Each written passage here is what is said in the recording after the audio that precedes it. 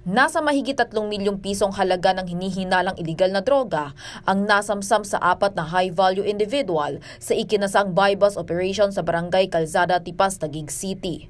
Isa lang dapat ang unang target ng Southern Police District Drug Enforcement Unit pero nang isagawa ang operasyon, may 3 pa silang nadatnan.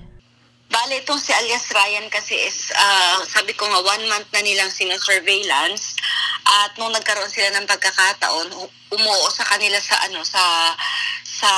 transaction na ito, itong si alias Ryan is grinab na opportunity kasi hindi to nagbibigay ng mababa.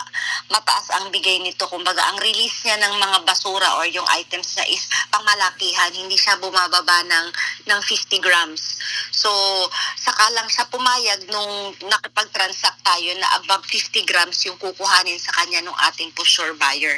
Ang siste, naabutan pa ng mga otoridad habang naghahatian ng ibibentang iligal na droga ang mga suspect kung saan 200 gramo ng kabuuang 500 gramo ng hinihinalang shabu ang nasa posisyon ni alias Ryan. Bali, itong 3 is pusher din, high value individuals din sila, pusher at sabi ko nga, hindi sila naglalabas ng maliliit na halaga.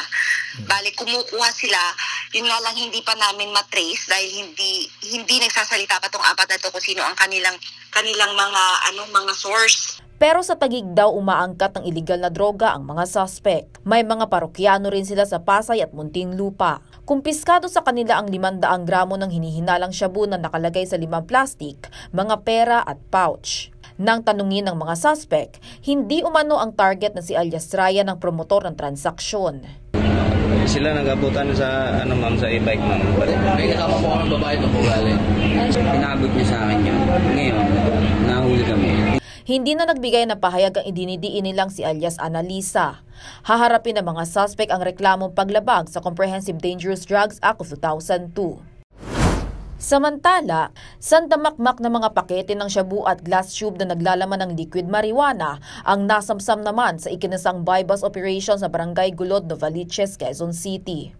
50 gramo ng shabu at 50 glass tube ng liquid marijuana na may katumbas na halagang mahigit 340,000 pesos ang nakuha mula sa dalawa. Kinilala ang lalaking suspect na si alias Amo, 53 taong gulang, habang kasabwat naman niya ang kanyang hipag na 38 taong gulang. Ayon sa mga pulis, napapayag na nagkunwaring buyer ang suspect na makipagkita matapos silang mag-usap sa isang online game. Ang mode of concealment nila is nakaano sila sa parcel, mayroong bottled water. Doon sa ilalim ng bottled water, andun yung illegal drugs. Then yung isa naman nakalagay sa plastic bag with device, yung liquid marijuana. Batay pa sa otoridad, posibleng aniya na sa vape ginagamit ang liquid marijuana. Nakumpiska rin mula sa suspect ang isang motor na ginagamit umano sa paghahatid ng mga iligal na kontrabado. Ang area of operation nila is Gulod, Santa Lucia at NCR, then may Cavite and Bulacan. Lumalabas sa investigasyon, sa Bulacan kinukuha ng mga suspect ang mga iligal na droga. Sinubukan naming kunan ng panig ang mga naaresto, ngunit tumanggi silang magbigay ng anumang pahayag. No comment po, sir. Lawyer na lang po. Wala po, no comment po. May private lawyer na po. Haharapin ng dalawa ang reklamong paglabag sa Comprehensive Dangerous Drugs Act of 2002. Vel Custodio para sa Pambansang TV sa Bagong Pilipinas.